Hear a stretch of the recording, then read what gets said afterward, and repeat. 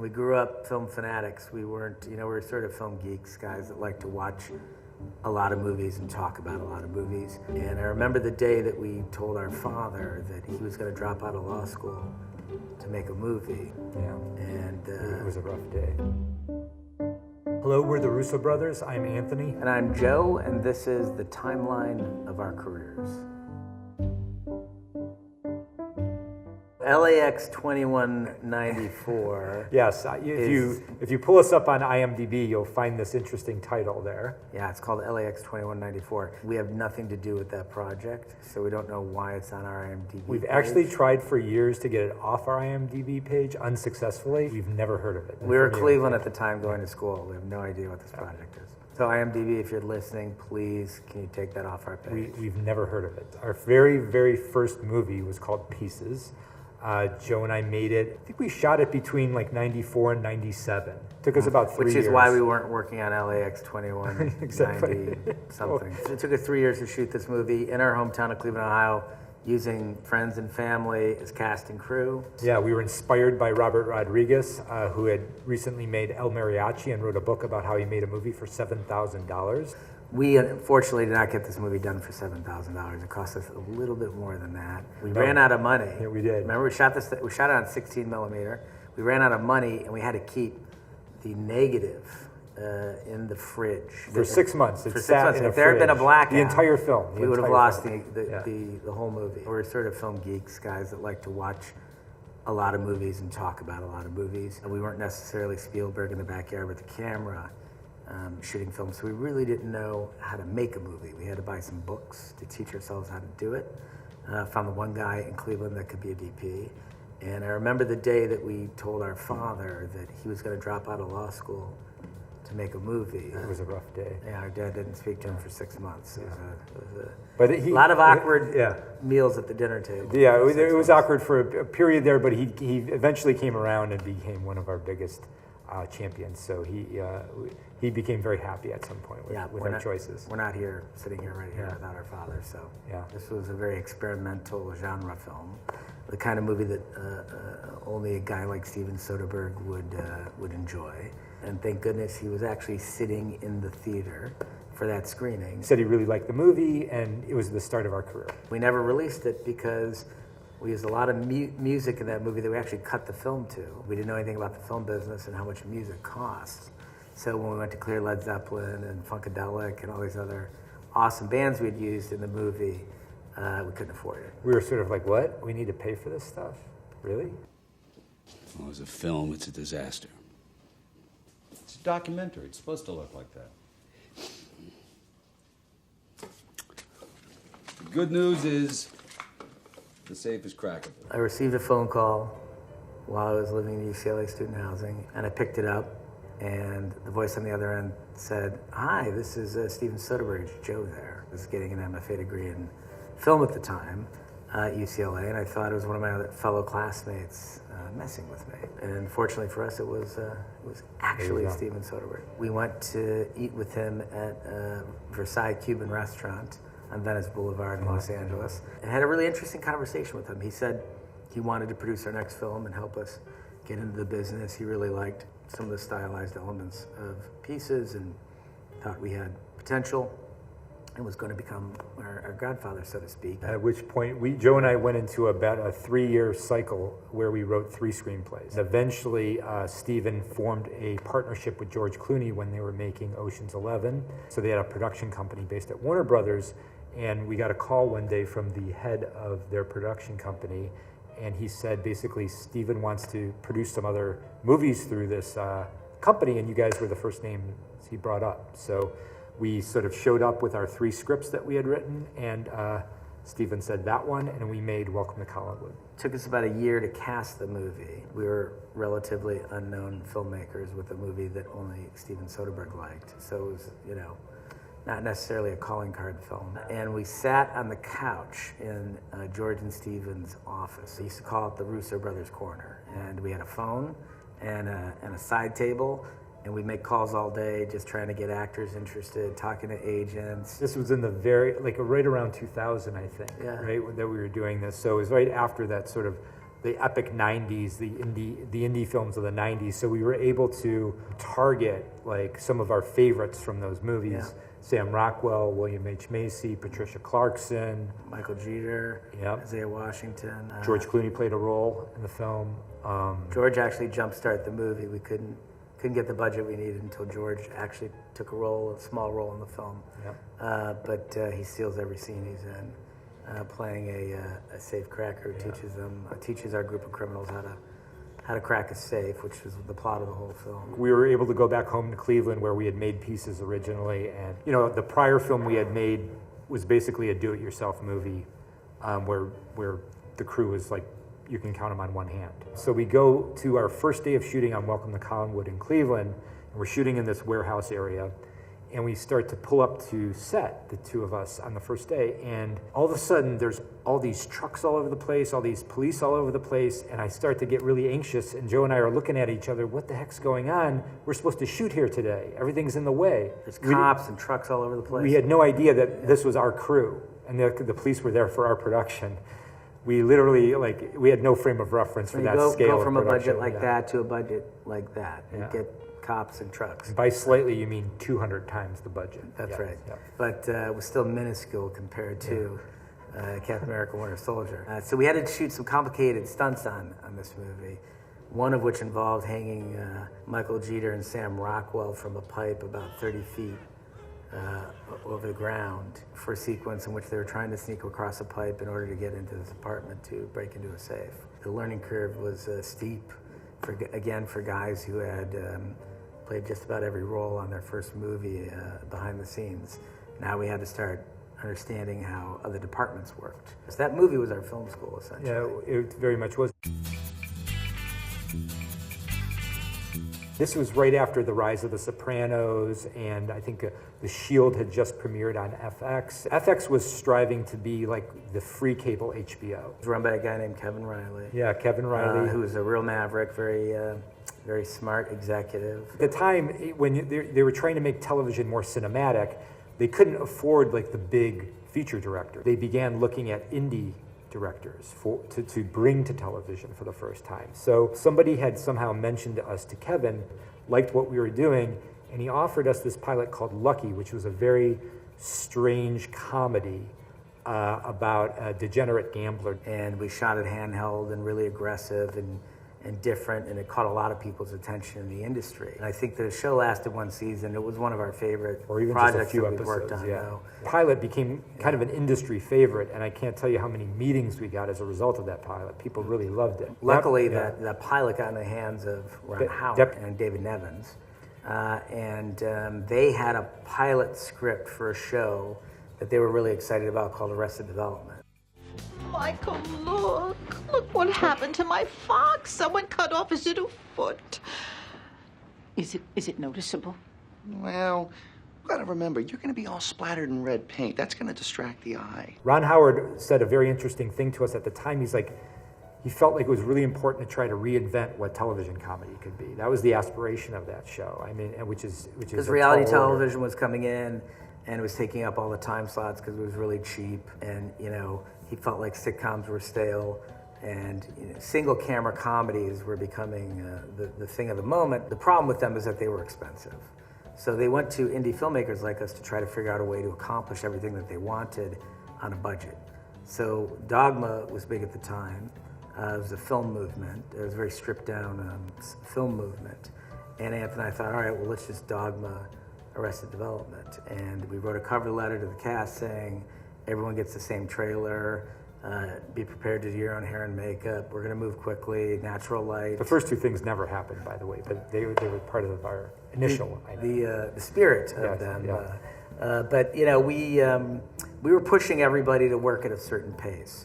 And we came up with this idea to use digital cameras, and it was the first time, I think, in network history that someone had shot or asked to shoot a narrative show with digital cameras. So of course the network thought we were insane. Remember, this was like 2002. Yeah, we wanted to make it feel like a mockumentary. We were also being very referential to reality television, which was taking over the programming at the time. So we felt like people understood the aesthetic behind it. Yeah. So their big concern was like, oh, you guys can't shoot this on digital video cameras. It's going to look like crap. And we're like, we want it to look like crap. That's the point.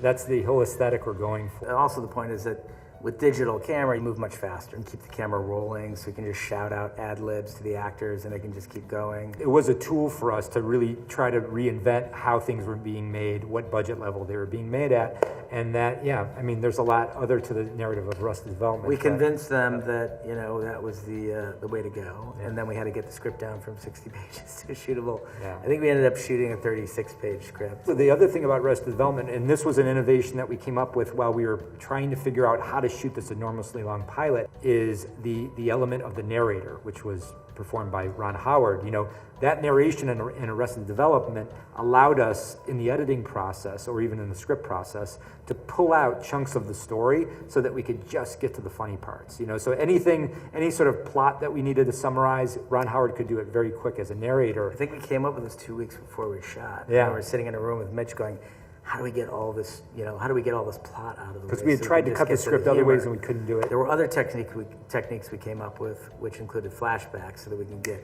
really quick story bites out. The narrator was the key to all that because it allowed us to go anywhere at any time. So with a show like Peer Pressure, I think, which was episode 9 of season 1, where I believe it's Buster wants George Michael to get weed for Lucille because she's having dizzy vertigo attacks. This sort of crazy episode unfolds. And I think ultimately that might have been like a penultimate episode in terms of all the stylistic techniques we used on that show, plus the level of insanity that it reaches at the end, a shootout on the docks with the hot cops and a bunch of fake drug dealers. If you look at Peer Pressure as sort of a way to encapsulate what Arrested Development is, I think it really touches on, you know, the thematics of the show, which have to do with parents and children, and the tone, the insane tone of the show.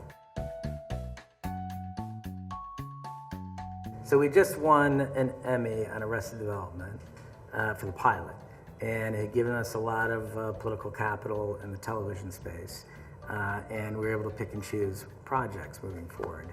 One script that came across our desk that we really fell in love with was written by Dan Harmon, and it was called Community, and it was about a collection of misfits at a community college. And we just thought it was a genius idea, and that the execution of the script was, you know, really per our taste. It was layered, it was clever, it had really unique characters in it, it had callbacks, call forwards. It really reminded us of Arrested Development in a lot of ways. I should say, you know, our approach to television was exactly what our approach to indie filmmaking was prior to that, which was, you know, we would approach a project from the very beginning just with a script, basically, and then we would build the show out from there, like a feature director would. What excited us about working on those shows is that you could come in and create a world, and that's what people came to us for, was to create worlds.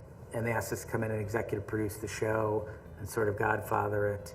We came up with a very different look than Arrested Development. We just felt like these were two very different shows. There's more of magical realism to Community, and I think the tie that binds on all the projects that we work on, from Pieces to Collinwood to Arrested to Community up till this point, we're all about ensemble casts and all about misfit families that were, you know, either bonded by blood or bonded by friendship. And Community was, you know, a show that, you know, once we created a sandbox and everybody jumped in and started playing, the box just kept getting bigger and bigger and bigger. We started to think about the pilot like a John Hughes movie, and we were very referential to that in terms of the style we approached the pilot to Community with.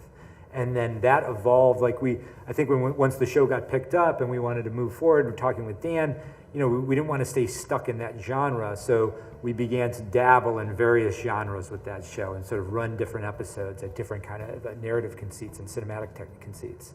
And that really became part of the lifeblood of what that show was. You know, if you ask Kristen out from statistics, she'd probably say yes. That's why I don't ask. Too shy or too scared? We had about a decade run in television that went really, really well. And during that run, Joe and I started to think about transitioning back to features, and we really wanted to do an action feature, and we were working on an idea together for that, when all of a sudden our agent called up and basically said, Marvel has a list of 10 directors that they want to talk to about the next Captain America movie, and you guys are on it. So they had already made Captain America the First Avenger, and they were thinking about making another one, and for some reason we showed up on that list. Later we found out why when we went in to finally meet with Kevin Feige and his team. We had directed these 2 paintball episodes in season 2 of Community, and the paintball episodes in Community were well known because they were action spoofs. Justin Lin, who's a really close friend of ours, had done the one in season 1, and then we did 2 episodes back to back in season 2. One was based on spoofing Sergio Leone, the other was spoofing Star Wars. Kevin, it turned out, Kevin Feige, who runs Marvel, was a huge fan of the paintball episodes and asked us to come in and talk about what we would do with Captain America. Yeah, and one thing I love about Marvel is they don't necessarily bring people in who they think are actually hireable. They're really just going on a creative exploration. So, the conversation with us could have just ended there, but things clicked, and we kept, I think over 2 months, we maybe met with Marvel over 4 times over 2 months, where we kept getting more and more specific about what we would do with a second Captain America movie. The fortunate thing about being asked to do a Captain America film is that I started collecting comics when I was a kid. I still have my collection. It's a really big collection in my closet. And I think stories that speak to you as a child and that you have an emotional connection to stay with you for your whole life in a way that no other stories can. So I think I learned a lot about narrative from reading comic books. Anth was a Lord of the Rings fanatic and used to carry it around like a Bible everywhere he went. And I had a stack of comic books, and that's, I think, where the 2 of us learned to tell stories at a very early age. We had the bug to do a movie like this, and I think there's probably very few phone calls coming off of Community that could have pulled us away from that show. I think that in that movie, I think was surprising for a lot of people. Not a lot. I don't think anyone thought of us at that point as action directors, but we wanted to do a really hardcore action film because it's one of our favorite genres and styles. And the movie worked really well, and we ended up having a long run with the MCU.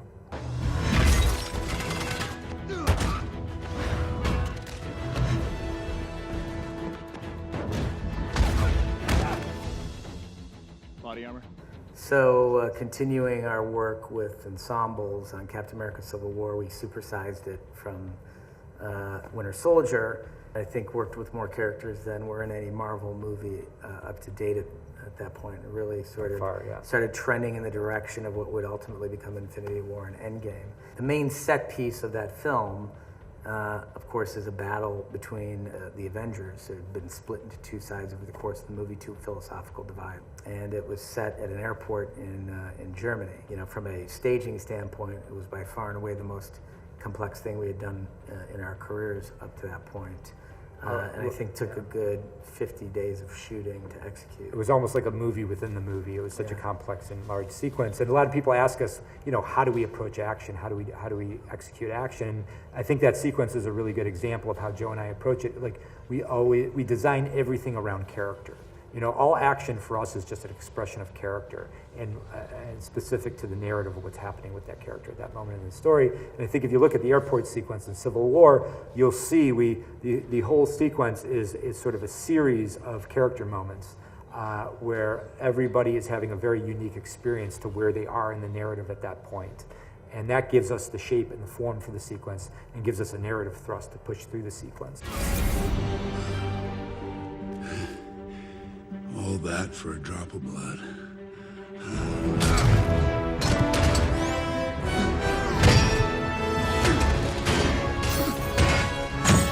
Joe and I, throughout our careers, we've always tried to find unique ways to work, unique opportunities, and unique forms to work in because we feel like it allows us to tap into different creative muscles and find original expressions. And one of the great things about the MCU is that it's serialized storytelling on a scale in movie theaters that's never been attempted before. So because it's serialized, that provided us with opportunities as storytellers to go to places that you normally can't go to in a single standalone 2-hour movie. So when we realized with our partners, Marcus and McFeely, who are the writers on all of our Marvel movies, that we could possibly create a movie where the bad guy wins and get away with it, it was very exciting to us on a storytelling level. for many reasons, one of which is you don't normally see movies where the bad guy wins. And number two is, we all have lives where, unfortunately, the bad guys do win sometimes. So the opportunity to go there on a narrative level was really exciting to us because we could deliver people a movie that had a difficult ending, but wouldn't be so devastating to them because they knew that there was a potential future, there was a potential road forward because these movies are serialized. Yeah. So that was the big swing that we took with Avengers Infinity War. One of the other trends, I think, in our work, besides ensembles, is deconstruction. We like to deconstruct. I think Community is a show about deconstruction of pop culture. Arrested Development is a show about the deconstruction of a family, of an insane family. And if you look at every choice, the big choice that we made in the Marvel Universe, it's about deconstruction. I think that we lined up really well with phases in which we got involved in Marvel. They had already built the beginnings, and typically what you do in a second act is you deconstruct the beginning and you tear it down, and then in the third act you build it back up. So if you look at our work over Winter Soldier, Civil War, and Infinity War as the second act leading into the third act, which is Endgame, we're deconstructing. In Winter Soldier, we tell you that the good guys are the bad guys. In Civil War, we divorce the Avengers from one another. And because they're divorced, in Infinity War, they lose. And half the universe is killed, which would lead us to Endgame.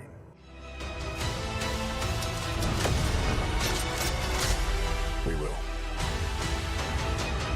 The Endgame was a great creative opportunity for us in that it was the ending. It was our job to no longer think about where the MCU goes in the future, but simply like to look back at the previous 21 movies and provide the most satisfying ending to that narrative that we can. So, what a ridiculous opportunity where Joe and I got to use these characters and build upon this narrative that had been contributed to by so many wonderful artists through the years, even through the decades, going all the way back to Stan Lee and Jack Kirby. And so that was an amazing opportunity for us as filmmakers. If you had told us when we were kids that we would ever have the opportunity to tell that story, we would have never believed you. Yeah, and I think if you want to assess the arcs of the two leads of the Marvel Universe, Cap starting off where he did, and then at the end self-actualize and live out a life with his lost love. Tony, in a certain way, was always fated to die. He was a futurist who always saw death on the horizon and couldn't rest until he defeated it, even if it cost him his life. And what's fascinating about him is that he went from the egoist to selfless, and Cap goes from service to self-actualization. So they have really, I think, compelling arcs, the two of them, over the course of their films, and we're very happy with the end of Endgame. We like layered storytelling. We like surprises. We like to create a sort of density of narrative that people on a second view or a third view, because we like to watch movies multiple times, can find little nuances or subtle references that they didn't see the first time around. I think really what it is like Joe and I, we grew up film geeks. We didn't grow up filmmakers. The dialogue around movies was really important to us, because that's like, if we weren't watching movies, we were talking about movies. I think one reason why we like to sort of layer movies with all these sort of interesting, just not ideas or elements, is that we love the conversation that can flow from those kinds of things. That we've gotten so much in our own lives out of being a part of those conversations, and we're just trying to sort of create films that do that same generate thing. Our own conversation.